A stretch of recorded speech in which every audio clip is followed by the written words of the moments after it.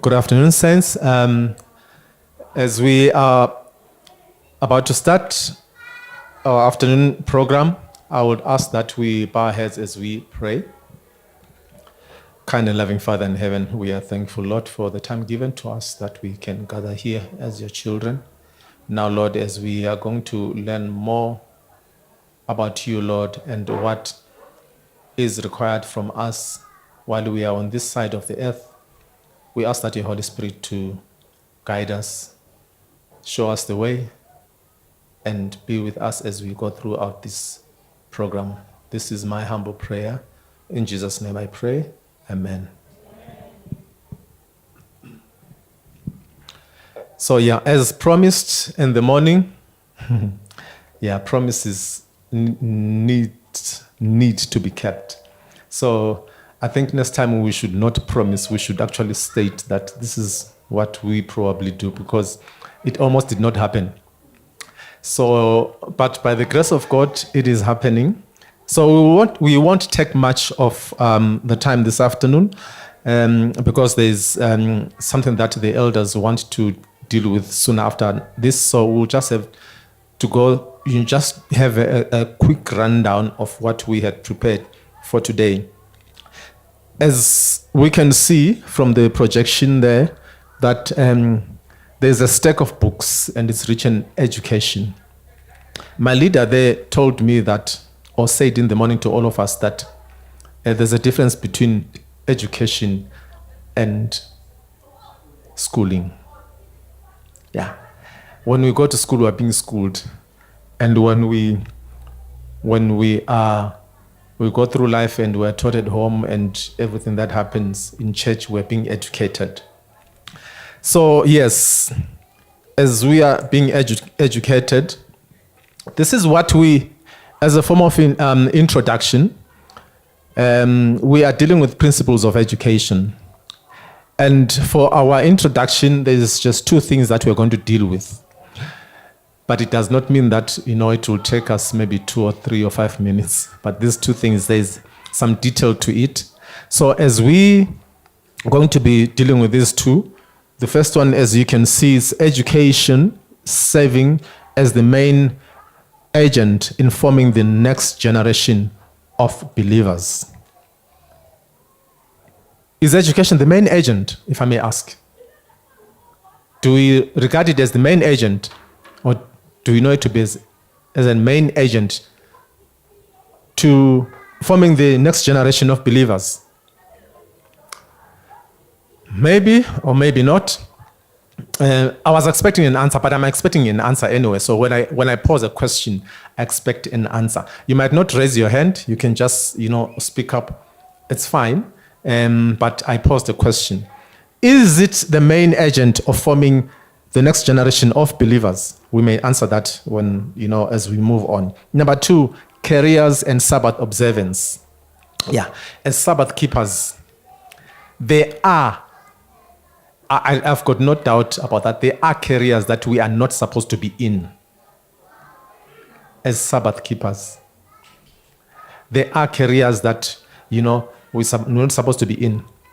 Most of us, we get into these careers, our career path, because we hear, there's a lot of money. If I get this job, or if I get, this path, I will have a lot of money. So everything is driven by money, and nothing else. But there are a lot of other things that we need to consider when we start our careers. But then now, these careers are formed while the children are taught at home as they grow. Some children would tell you at grade 3 that, Mina, I want to be an engineer. Already they know. By the time they get to tertiary, they know, they get to high school and finish, they know they want to be engineers. But some would not know and would actually think about it when they finish matric. Okay, what do I want to do exactly? And by that time, it's too late already for them to actually know what they need to do, because now they will be just rushing to do things, and then it does not form part, or it does not go in line with God requires from us. So now education serving as the main agent forming the next generation of believers, there is I touched in the morning, the principles of Christian education define, number one, there's a rationale, there's a philosophy, and there's objectives of the Seventh-day Adventist education. We can see the reference there. But then these three things, quickly, I just want us to look into that. Number one, the rationale. When we talk about rationale, what are we talking about? When we talk of the rationale, what are we talking about? Let us actually remember that whatever we're going to say or ask about this rationale, it should be in the context of what we are talking about, in the context of education, not any rationale for anything. So there's rationale, there's philosophy, and objective. Rationale, who can tell me when we talk of rationale in terms of education, what are we talking about? What is rationale in any case? Because when we fail to understand this, we might not get to. The words might be smaller for others, but my apologies for that. So for me, rationale, maybe to break the ice, is the reasoning behind something. What you are doing, why are you doing it? The reason behind doing it. That's the rationale. So what is our rationale as Seventh-day Adventists for our Seventh-day Adventist education? That's something that we need to get into our mind. And then the second thing is philosophy. Philosophy, what is philosophy? Yes, my brother.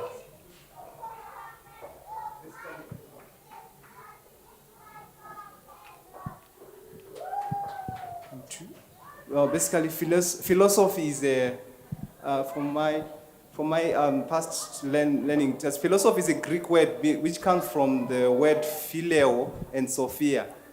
It's the love of knowledge. That's philosophy. Thank you. The love of knowledge, that's what he is saying. Somebody else? Philosophy?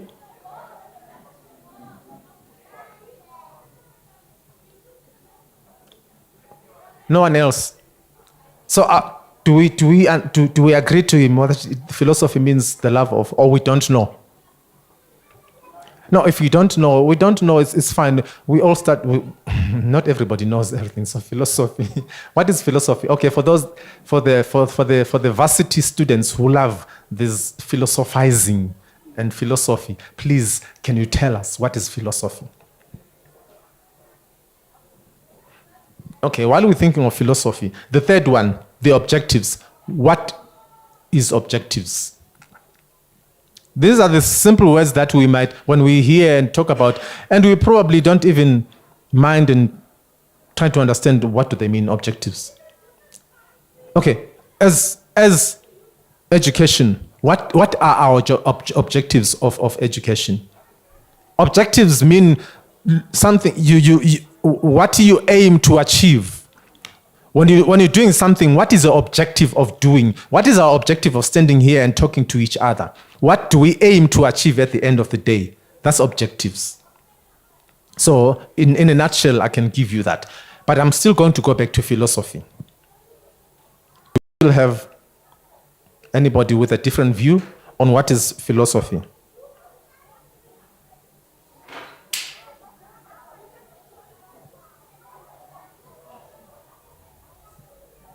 Okay.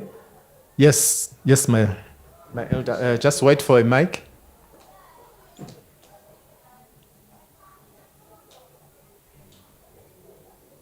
In addition to philosophy being the love for knowledge, it can also, in simple terms, be defined as our understanding or our thoughts or ideas about a particular subject. Yes. The understanding about a particular subject. So what is our understanding of this subject that we're talking about today? Christian education as Adventists. So as we now got to know what is our understanding, we want to seek to find out what is our understanding of that's philosophy. What is our reasoning behind this? That's the rationale. What do we aim to achieve? That's the objectives. So these three things we are dealing with today in education. Okay, that's too small anyway, but I think I will read for those that are too far. The main concepts The main concepts are the ones that actually gave a rundown in the morning, which are taken from the book Education. I'll just run through them, paraphrase as they are. Christian formation of children and youth is the first duty, number one, for parents starting at home. That has been emphasized and it has been stressed as we start from the time we started our program in the morning. This is the first thing that needs to be attended to. As it says, it is the first duty of parents. If we neglect that, we will have missed the whole point. The second one is the Bible constitutes the basis and reference, two things, the basis and the reference for educational endeavors. Every other educational endeavor that we want to get into, the Bible is the basis and it gives reference to that. Some may argue and say, but no, it can't be. But look thoroughly into there, you will find that the Bible has everything. It will tell you everything about you, about your life, social life, physical, everything. So the education is there. So the Bible is the basis. It should actually form part of what we are doing. Teachers and students acknowledge that all truths is God's truth. Some people do not believe that all truth is God's truth. They don't believe that. Maybe as Adventists or as we are sitting here, we might believe that, but some people out there do not believe that. So we live with people. We are in the communities, wherever we are at school, other institutions might not believe exactly what we believe here, that all truth is God's truth. And teach the field of study can broaden and deepen their understanding. So we need then to teach them.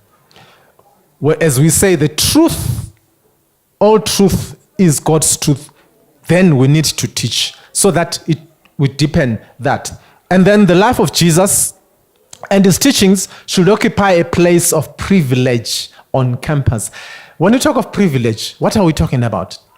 It says it should occupy a place of privilege. When somebody says, I'm privileged, what does it mean? It says, I'm privileged to stand here and speak to you. What does it mean to you?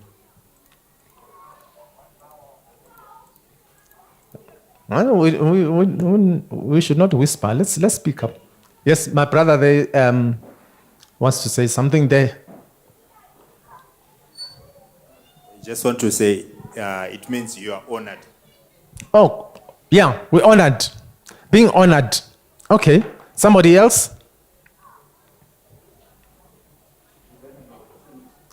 Having an opportunity. All right? Yeah.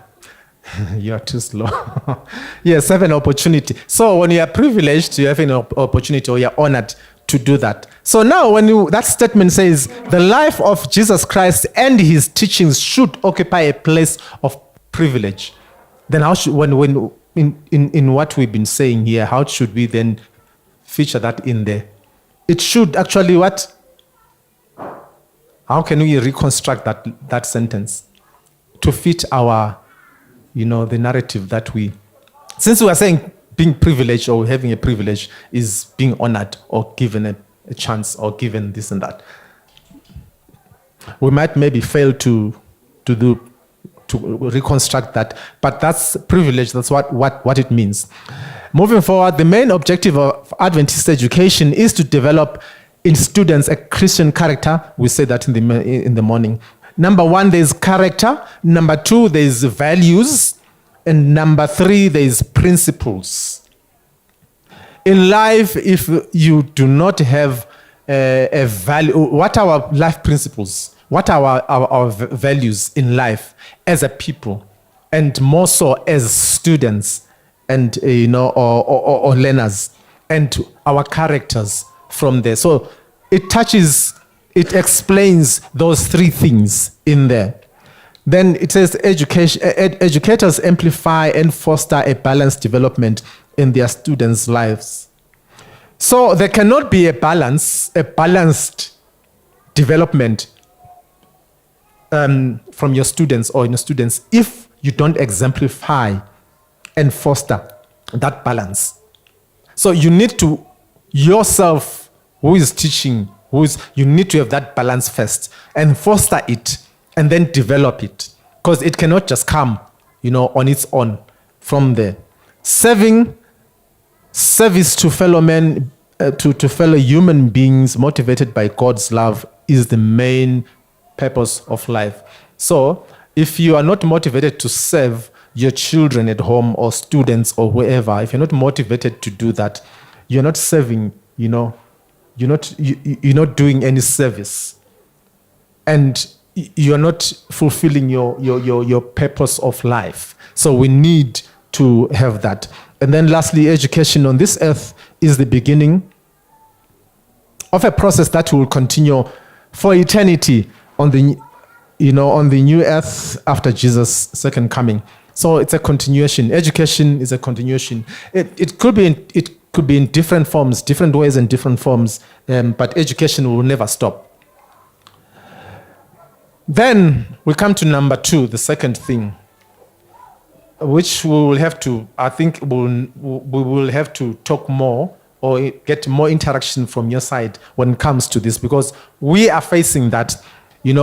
We have friends, we have children, we have relatives, church members who have a problem when it comes to that. Careers and Sabbath keeping, Sabbath observance. How do we observe the Sabbath, for starters? The Bible tells us that from sunset up to sunset, Friday evening, sunset up to Sabbath, we observe. We do not do anything secular. Probably we might have a problem or not understand what is secular and what is not secular in terms of observing the Sabbath. What is secular? What is secular?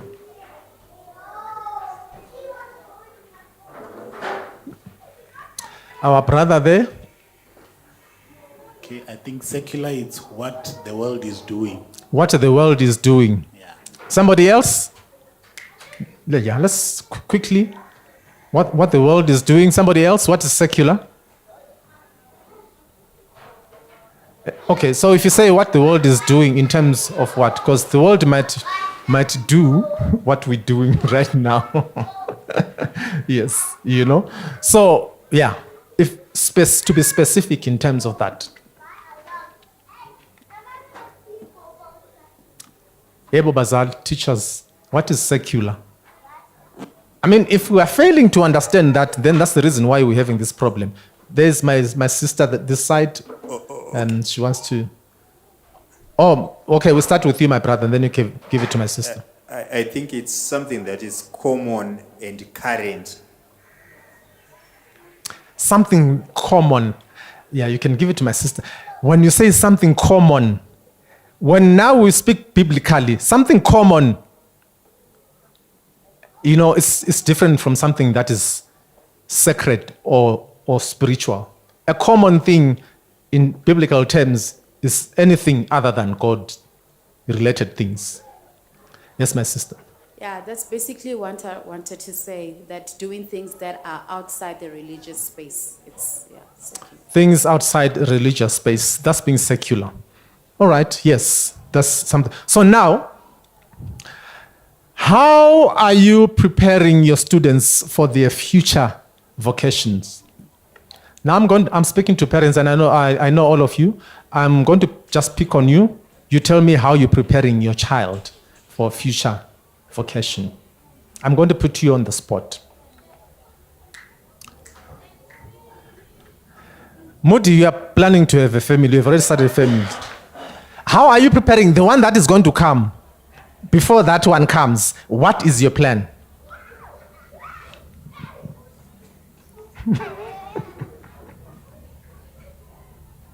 I thought maybe you're going to start with those that are having children.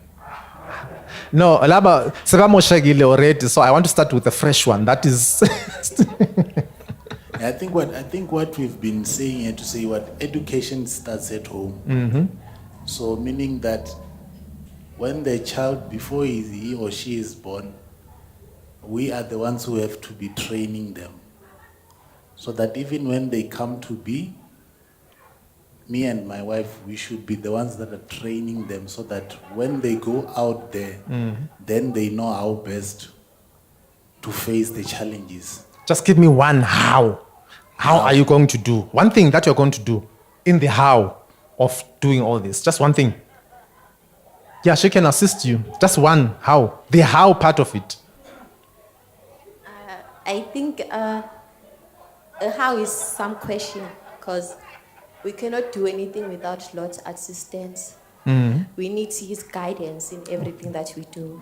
So we need to pray upon it, and then He shall give us ways on how to raise our own kids. Thank you. Okay. Somebody else? The how. How are you preparing your students to? Yes, my elder. And I was going to call you in any case. Instilling a culture of reading. Instilling a culture of reading. You know, when we were dropping my nephew in the CBD, he's gone back to PE where he's working. It's Eddie's cousin. So we were passing and coming this way. And then Ed says, you know what? I haven't been to this library, but I was Bechley Library, Edenville, library. And, so we were talking that, you know what? Now you go to this library, you would find just one or two people. And these facilities were planted and they're everywhere here in Kempton Park. But then we don't use these facilities. We no longer use these facilities. There is no more that instilling spirit of reading and researching. The libraries are empty. Now he's talking of, says, instilling that spirit of reading. But our libraries are empty.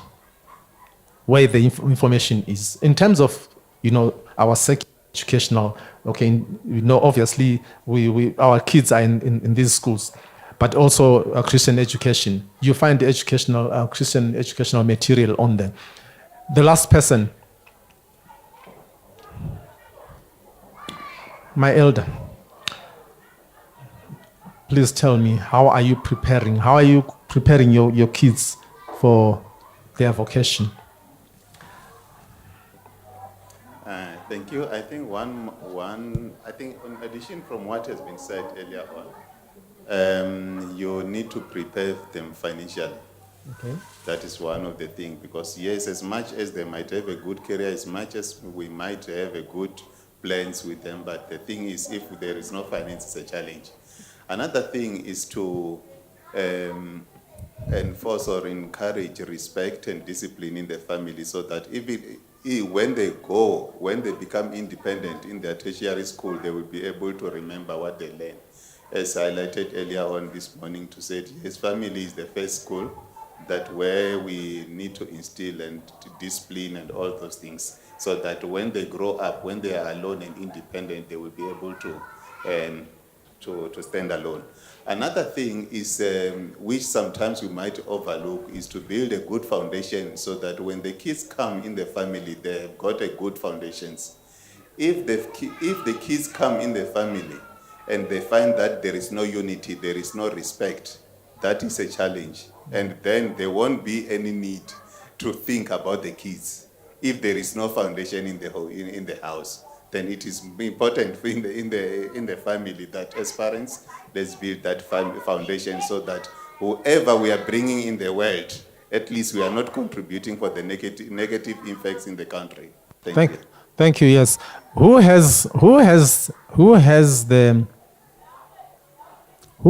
Adventist home in their homes? Yeah, almost all of us. Do we know the contents in there? Do we know? Do we apply, do we implement and apply those? Because one of it says, when contemplating a family, you have to consider, okay, where should our home be, our children, what, all these other things before you start, as he's mentioning. But seemingly we have deviated, or we are not really following that. Because what we are seeing is a result of exactly that, what we are not doing. So I think I'm going to encourage. This is in life, we always encourage and urge each other. So let's go back and look into these things, implement them, practice them, so that we may not have, problems. Problems will always be there, but there will be, a lot more, better or easier. So there's a need to consider the role, the relevant factor, which is some jobs are more likely to conflict with the Sabbath observance than others. So some jobs will do that, not all of them. Exactly that. So I'm reading for those that cannot read or cannot see. And then, is there discrimination against religion in terms of, when I'm saying religion, let's talk about our religion. Is there discrimination? Now, bear in mind, Uguti, other jobs, may conflict with the Sabbath observance than others. So now, if then is the case, is there discrimination against our religion in terms of that? Let's think of the jobs that actually are like that. Yes, there's a hand there. Yeah.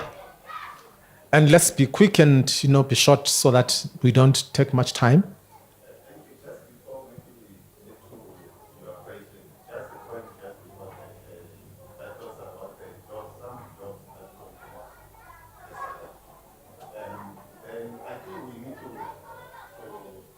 Understand a little bit about it. We need to.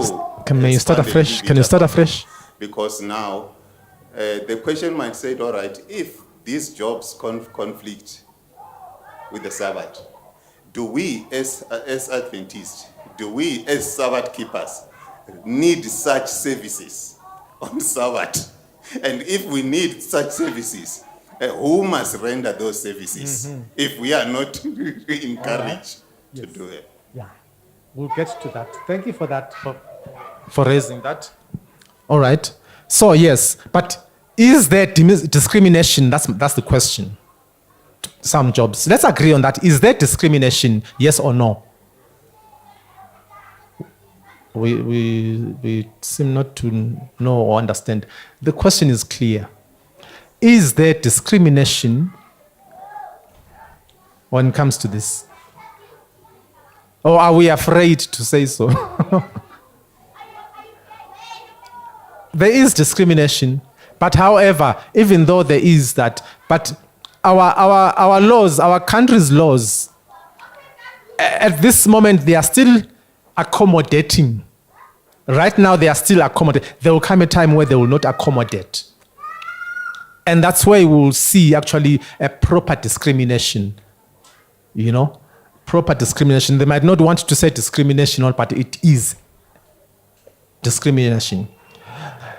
So you may be thinking that discrimination based on religious preferences is illegal in South Africa or anywhere else in the world.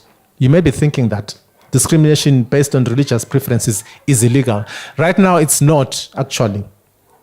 So our constitution does not make it an illegal act of religious discrimination for an employer to fail to accommodate the religious practices on an employee unless such accommodation will be called an undue hardship.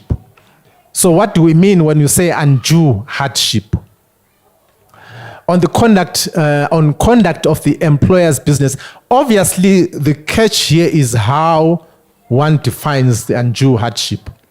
So what the court defines it is undue hardship. It defines it as anything incompatible with the union contract or otherwise valid seniority agreement, otherwise with other agreements.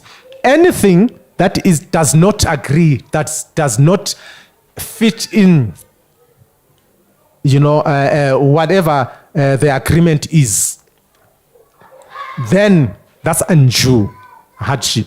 Or anything that causes an employer to incur more than the minimal costs, either in an actual expense or in decreased productivity. So that anything that causes the employer to incur more than minimal costs, it's considered as undue hardship on the part of the employee.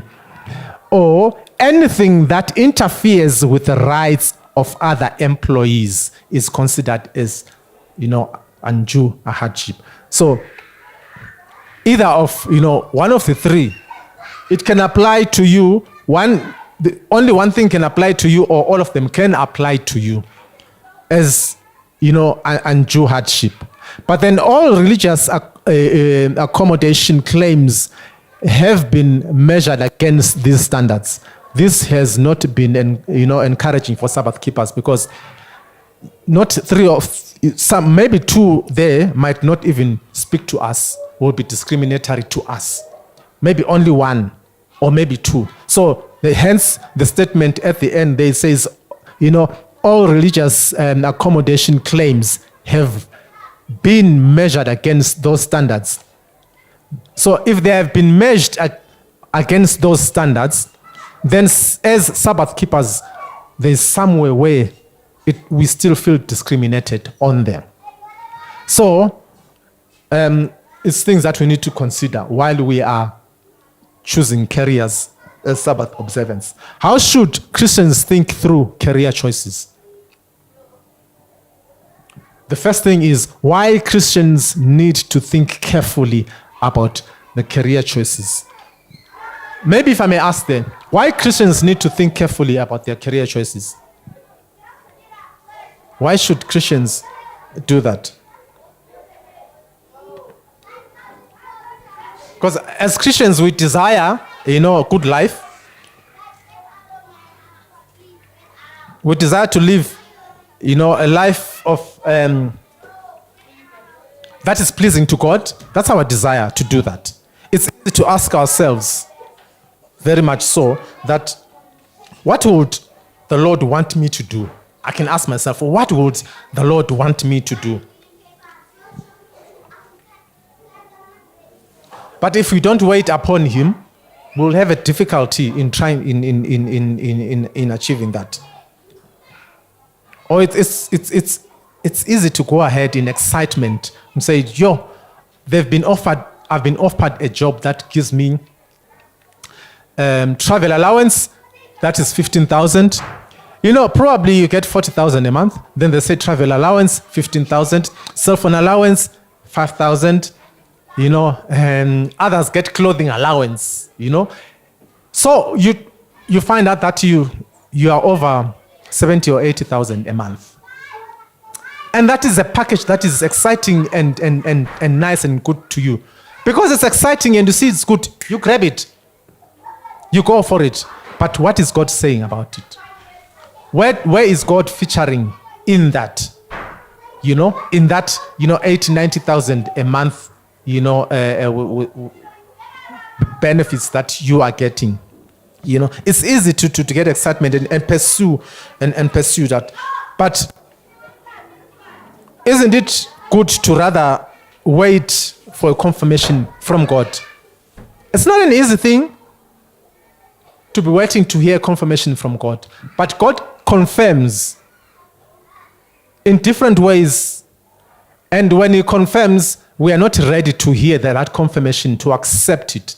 Or we might not even hear, because number one, most of the times we don't hear His voice. We don't understand. When He calls, we may not hear His voice. We hear somebody else's voices. So for confirmation to come then, we might not, like that when it comes in that way.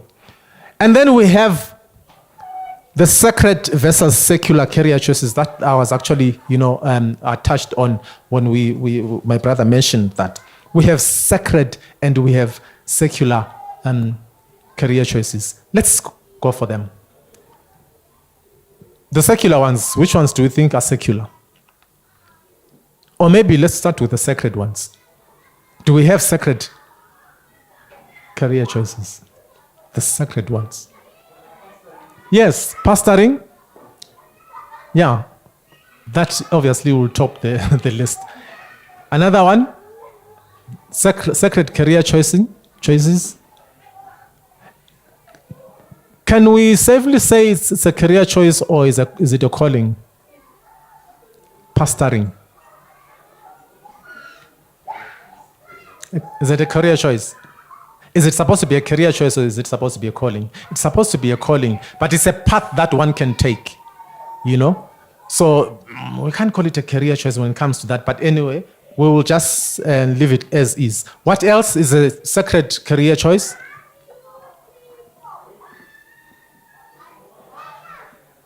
Is teaching not a sacred career choice?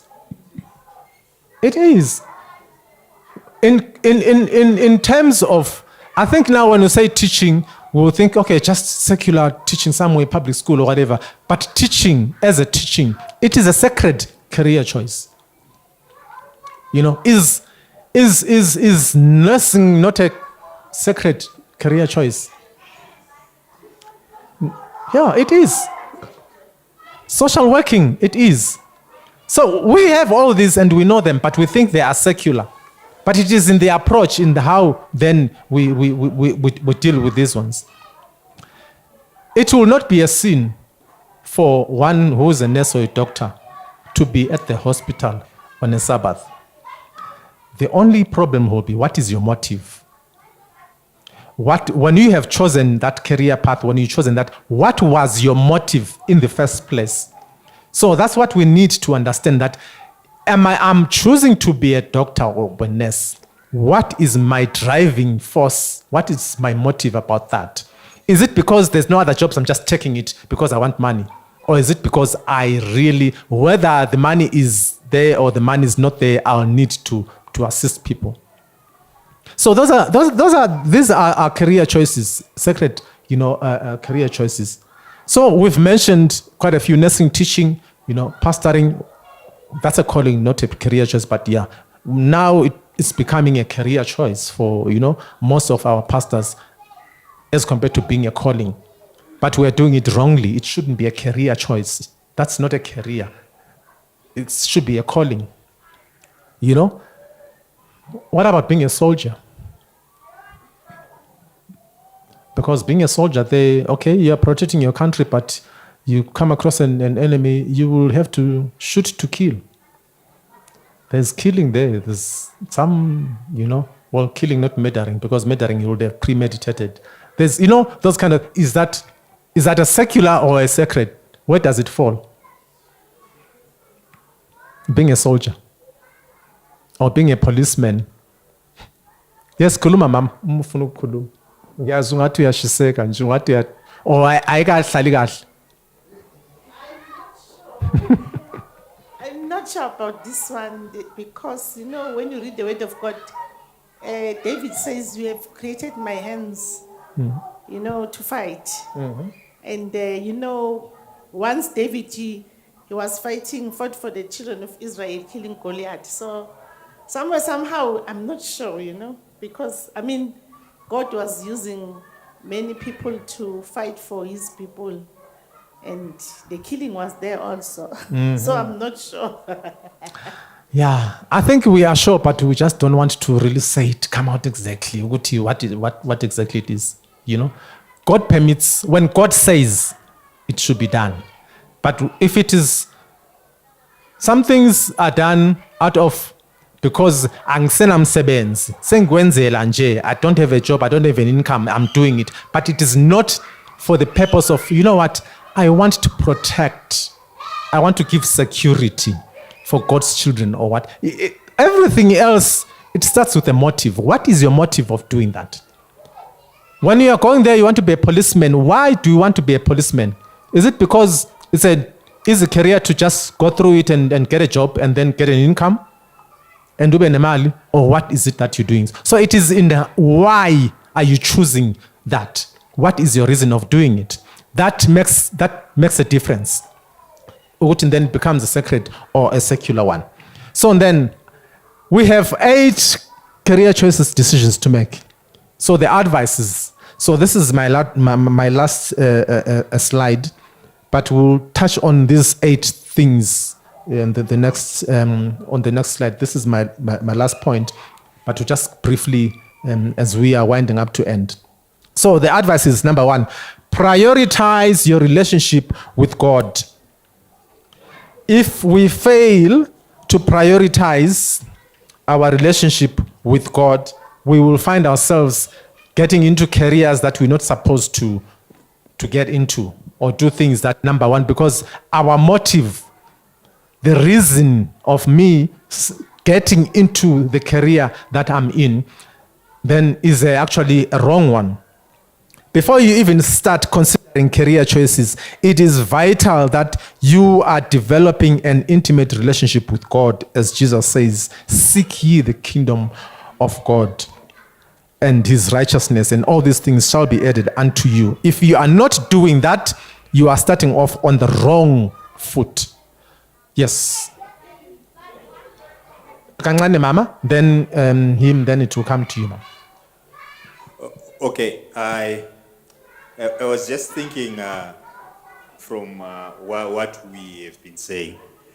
I'm thinking of a doctor who is in a theater right now, and he's using electrical gadgets.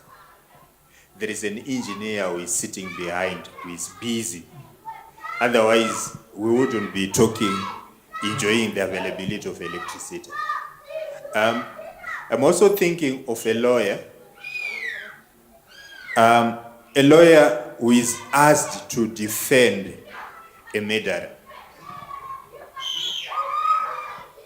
He's going to stand in a dock saying, this is the truth that I'm saying, but he's defending a murderer. I am just thinking, and then where do we draw the line to say this is a calling and this is a common? Give it to mom.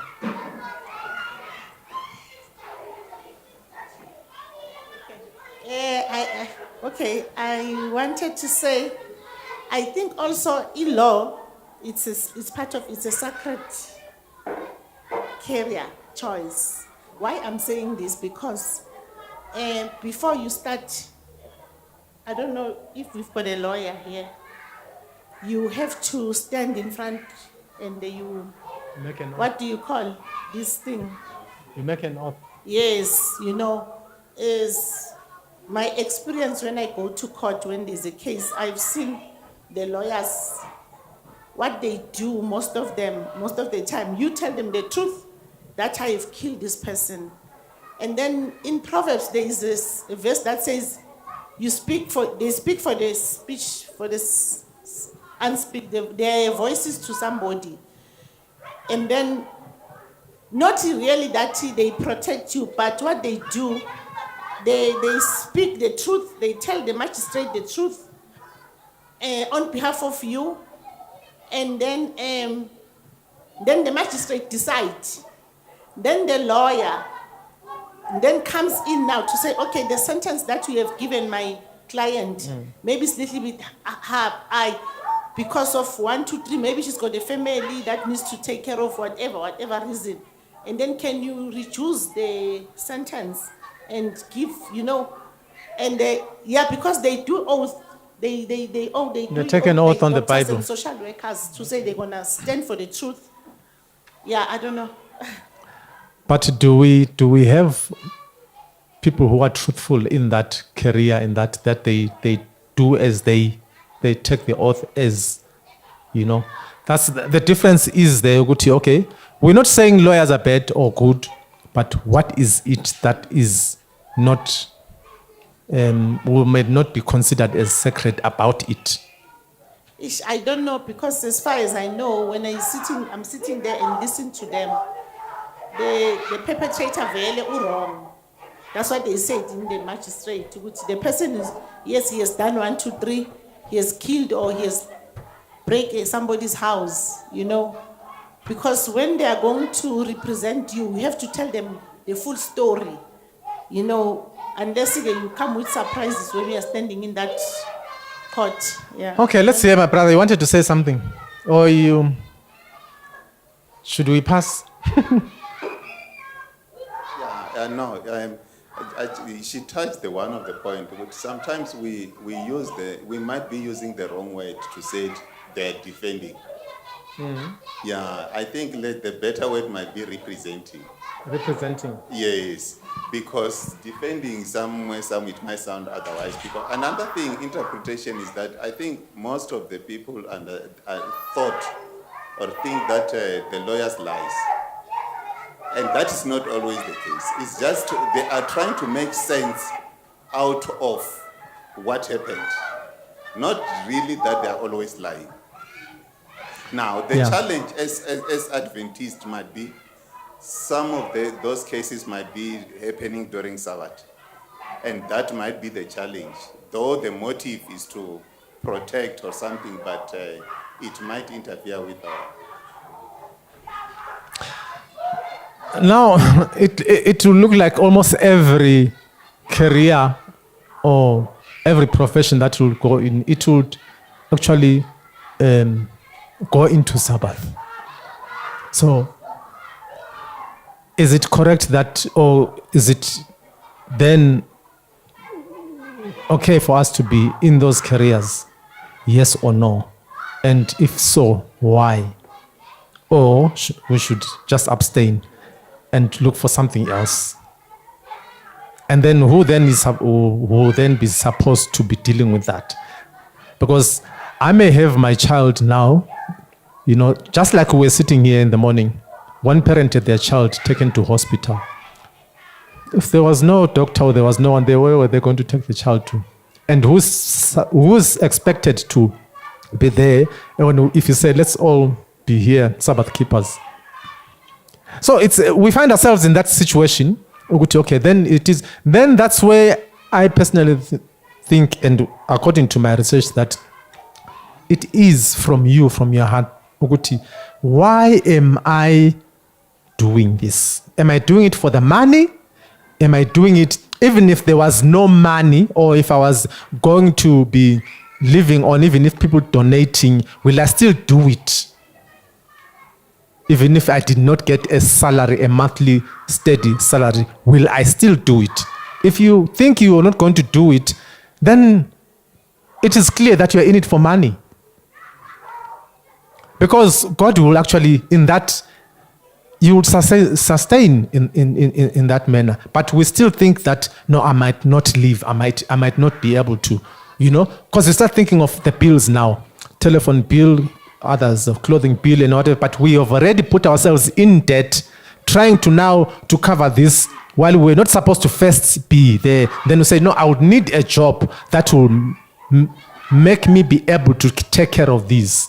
But we're not supposed to have this in the first place. Then this will actually be the motivator for you to get this job, which you're not supposed to be in it in any case. So we started with, you'll find yourself starting with putting the horse before the, cut, what do you call this? The cart before the horse, instead of the other way around. Okay, so prioritize the relationship with God. When you prioritize, you will have no doubt. This career or what I'm doing is actually wrong or breaking the Sabbath. It will not be value. You will not feel guilty at all. It will not be a problem when you prioritize your relationship with God. That's why we need to start when we're choosing for our careers. Could the job impact your faith? That's the second thing that you need to think about. Now I'm here. Is this job going to impact my faith? Yes or no? If it's going to be, leave it. There's no wishy-washy about it. If you see this will impact my faith, leave it. It's not for you. It's for somebody else who might not, it might not affect their faith. It might be challenging for that person, but they would have a way to stand firm, in that. So if it's going to impact your faith, leave it. It's not yours. Consider your gifts and talents. Everybody has a gift. Each and everyone has a gift. When you are choosing a career, start with the gift that you have. What is my gift? You use, because the gift comes from God. The gift comes from God. God will not give you a gift that He will make you take that gift and use it wrongly or in a wrong way, because it comes from Him. Consider your gift and the talent. A talent is something that you are born with. You are good at this. Consider those two when you are choosing your career. Be open to new things. Be open to new things. You might want to start off as a as a doctor and you find yourself as an artist. Maybe you were destined to be an artist, but, or maybe because of pressure of, maybe from home, said, we'll never, this will be our first time to have a doctor in the family and blah, blah, blah. And you are pressured to be in that because now it will be driven by monetary, thinking, monetary values to say, because this career has money, you will take us out of poverty. Now, if you are going to think about poverty and you want money while you do not consider, number one, your relationship with God, or if it's going to impact your faith or the gifts, then you have it wrong. The equation is wrong. The formula is wrong. You'll end up having a wrong answer. So you'll find yourself being, frustrated. Consider new things. I mean, in my field, I've always been sort of in this field. When I was at school, I studied accounting, and it was accounting through and through. But now the field is like changing, and there's, this automation. Now I've realized, the way things are now, I'm changing into finding myself in the IT space. But still, with a background of finance, I can do something with finance, but in IT. But I was never an IT person. I never studied IT. But I'm finding myself in there. So consider new things, Part of the work that I do is, I'll analyze and balance books and whatever, but still, I'll still, in the IT part of it, find myself doing configurations of the systems and all that and kind of things, but it was never my thing. I considered a new thing. I find myself doing investigative work. Investigative will be, in the way of, I've done forensic accounting, I've done, auditing, so it's investigative. So those are, channels and where you can consider new things. Don't stick to one thing. Because you were never maybe made to just do one thing. So you need to consider new things. Don't get hung up on getting it right the first time. You can never get it right the first time. It has never happened in life. You can never get it right the first time. If you got it right, somebody was holding your hand and was showing you, and you did it right. You pressed the right buttons because somebody was said, press there, and it was right. But on your own, you will have stumbled here and there. So don't be hung up on thinking that you get it, first. You get it right the first time. The person who invented this bulb, how many times did he fail? Up to about 100 times. More than that. But eventually they got it.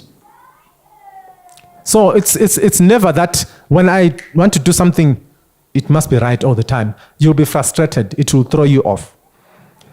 Then wait on the Lord. When we always talk of waiting upon the Lord, wait on the Lord. What do we mean by that? This has been said and we talk about it. We just throw it here and there. Waiting on the Lord. What does it mean? Shall we talk? My brother there? Yeah, basically, when they say wait on the Lord, it doesn't mean that you are just waiting and standing and not doing anything, not doing any search or doing any try, like what you said in the prior points there, that you must venture into new things. So as you venture into the new things, you have an impression in your heart that this is what God wants me to do. So that's what waiting on the Lord basically means. For example, you find that this deepness of impression in your heart that I think I meant to do this. Then you must follow, even if everyone else thinks that it's a silly career or it's a silly pathway. But because you are convinced that you enjoy it and there's a deep impression in your heart that really God wants me to do this, then you must follow that. That's why they say follow your heart sometimes. Don't follow anyone. Just follow your heart and follow God. Pray about it. God will impress upon you that this is for you. Somebody then might say, here from the Bible, the heart is deceitful, wickedly so. How do you then follow that? Follow the one that is so wicked. There's a problem there. But anyway, I get your point. That's waiting upon the Lord. Anybody to wait on the Lord? You don't, for me personally, I will not kneel down and pray and say, Lord, I need a job, specific job, this and that, because in any case, when we pray, we need to be specific to the point. Lord, I need a clerical job. I need to work in this kind of an industry, this company. If it's God's will, if it's in line with, I want this, and be specific. If God says yes, it's yes. If he says no, I'm giving you this, but this I'm taking off, and then it is God. But be specific to God. When I'm speaking to my parents or to my other people, I'll state exactly what I want. It's up to them to say, okay, now this is good for you. I'll give you this and that and that and that and that. There is my boy at the back there. He will sit with me and he will ask me, he will say, I want this and that. And no, my boy, I can only give you this. And sometimes it does not sit well with him, but I know what's good for him. Parents will always know better. Our children, yes, they will, academically, yes, they might be clued up and know, yes, technologically, academically, yes. But when it comes to life and life skills, parents will always know better than children. So we have the foresight and the insight. So you would know, Ogoti, this will not be good for them. Even at that point, they will give you 1,000 reasons that, yes, this can work, and this, and they give you, and it will be valid. But in wisdom, you have the wisdom, you will just say, no, this will not be good for you. And they will not understand it and see it then, but 5 years down the line, they will see it. So we need to stick to that. Stand your ground. Let us not let our children rule us when it comes to that, because our lives will be destroyed later on when we don't stand our ground. And that's a problem when God will ask you, I gave you this flock. What did you do with it? We need to stand firm when it comes to such things. And then talk to the mentors and people that are in that career.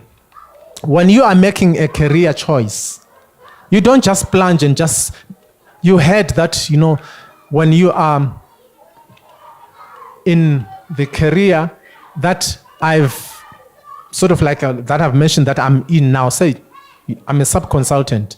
And when you go in session sub-consultant, when you really get a proper job as a sub-consultant constantly, you'll be shocked to see how much they get there.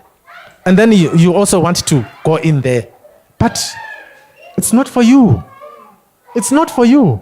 So, or you don't even know, but you just want that. You hear that somebody says, okay, I'm getting 80,000 a month. So, wow, 80,000 a month. I want that. But okay, now if you want that, go and sit with that person and ask them, what is it that I should do? How do I go about it? How is it going to impact my faith? How can I use this gift? Do I have a gift and a talent in that? How am I going to use it? Because all that you need to consider. The first thing, you need to prioritize your relationship with God. If it's going to impact your faith, even if it gives you 100,000 a month, why should you take it? Because now what you're looking at now is, what is my relationship with God in terms of this career? What is it going to, how is it going to impact me? You sit with your mentors, you sit with the person that is what you're considering. Here, they are engineers, they are doctors, they are people good in governance, they are accountants, they are teachers. Sit with a teacher if you consider teaching. Sit with an engineer. There is one of our engineers there. Sit with him. He can be your mentor. Sit with anybody who is in the field that you consider that you want to be in.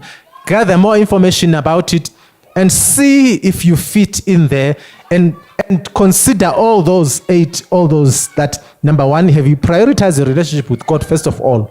Is it going to impact your faith? Yes or no? You tick. If it's, all those, if you've considered that, then you'll find yourself in the right path. Then the last thing is, let's try the decision. Like I said in the morning, decision is not an easy thing to make.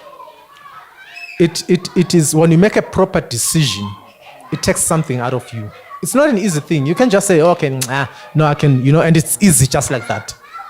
It takes a lot of thinking, a lot of, changing things here and there. a lot of, forward looking. And so, okay, now if I'm going to do this now, I'm deciding to do this. Where is it going to take me? Where will I be in 5, 10 years or 30 years time? Like a decision of getting married. It's not a proper thing to just wake up and say, no, I'm getting married today. But what do you know about marriage? Are you going to be in that marriage for the next 30 years or what? What do you know about it? You can't just, it's not an easy decision to make, but it's something that you need to really think about and take time to then, So, then how should Christians think through we are dealing with that? Why Christians need to think carefully about our career choices? So we've been discussing, this is what we were talking about.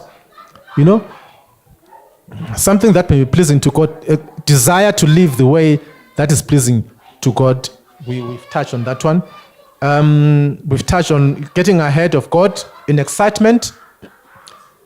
Wait upon the Lord. Don't just get excited by seeing, all the 3 or 4, 5 zeros and 6, 7 figures, and you just get excited without, realizing what this is about. We talked about the sacred and the secular career choices. We touched on them, So I'm just going to run through that. So there's the advice. I'm just rushing through because time is finished. So it's something that's going to impact your faith there. Along with asking whether a career will keep you from growing with God, you should consider whether anything in a job will lead you to compromise the beliefs and the values. So we talked about our beliefs. We talked about our values, principles, and our value system, belief system. There it's coming there. It may be immediately obvious, but over time you will be expected to answer calls on a Sunday, number one. Work even 7 days a week. Over time, later during the week, travel. You leave your family. Some will go for a month or months and live in their family. I can give an example for me. Lucky enough, who had to say Kulile, just me and him. But I was in Mpumalanga for 2 months. If I had a family with young children or whatever, what was I going to do for 2 months? I'm in Mpumalanga, It's good, yes, but in that 2 months, a lot can happen. And the devil tries to fit in there, in that. So those are the things that we need to now consider. Oguti, when I'm at my career choice, will this come and will this happen, whether, or it will not happen? Some things in just no, it will be just a week or whatever, but then a crack, that is there, the devil comes in. So yeah, consider your gifts and talents. Don't just jump in without considering. If you don't know what is your gift, it's high time you start seeking the Lord in prayer and asking, Lord, show me the gift that you gave to me. I do not know what is my gift and how you are going to then, use that gift. Because we are sitting here with our gifts. We're struggling here in church. And everybody's got a gift, but we should not be struggling. It's because, number one, we don't know our gifts. We don't want to use our gifts when God has given us. So, yeah, open to new things. We touched on that. Yeah. We don't get hung up to get things right the first time. That we did.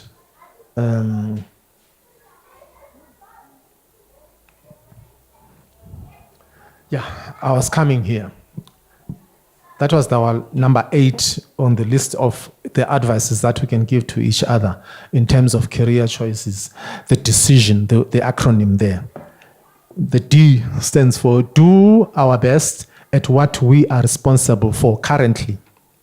Currently. Yeah. Derek, if you are a stewardship leader, do your best in that. That's what you need to do. In the word decision, you're making a decision, isn't it?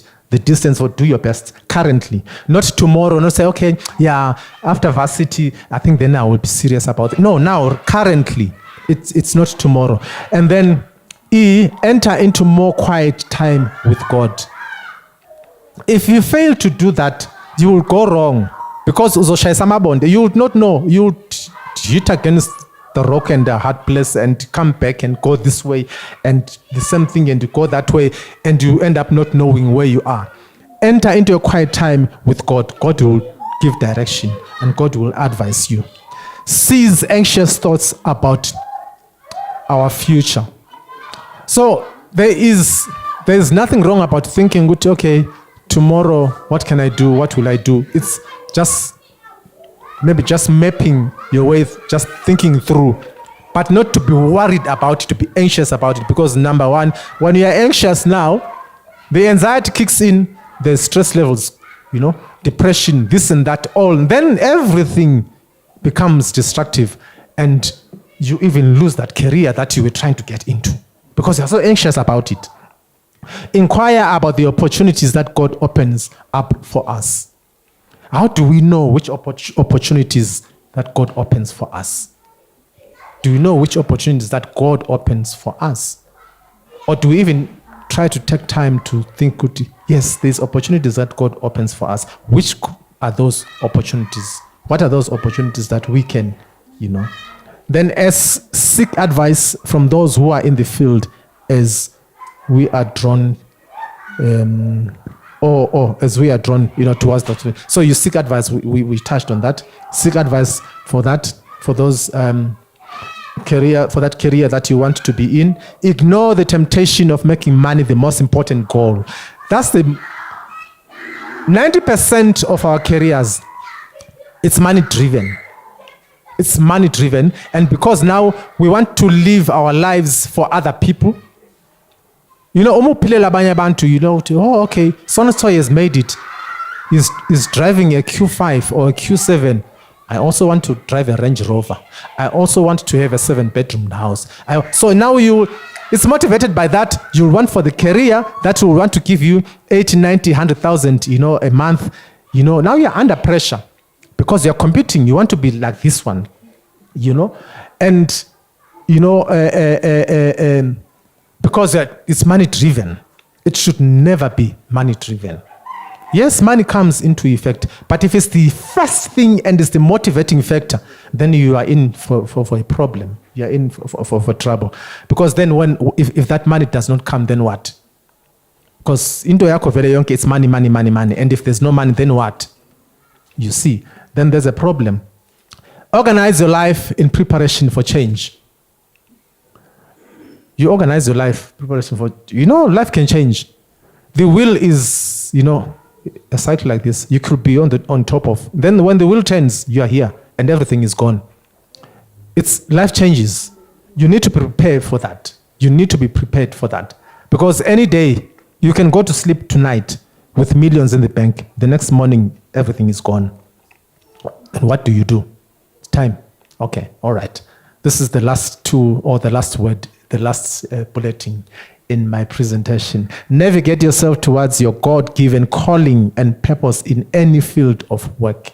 If you do not know how to navigate yourself towards a God-given calling, first of all, you have to know what is your God-given calling. Number one. When you know it, then you navigate yourself towards that one. And purpose in any field of work that you find yourself in. This is the end of my presentation for today. One or two questions or comments? Close. If not, then we can pray, if I'm allowed. Oh, okay. So this is more especially on the advice, the 8 points that I give you, on career choices. You need to get to understand that. Otherwise, we will go wrong, or we will have problems with our children at home. And we fight at home. Children want to do this one. Now you've got this in your mind, and because you did not impart anything to them, you did not teach them, you did not show them, you did not give them the advantages and disadvantages of that in terms of having a relationship with. Because it should start with God before anything else. Thank you.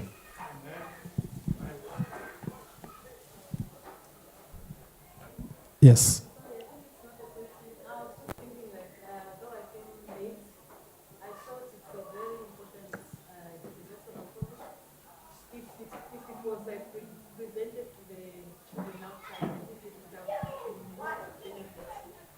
most people are here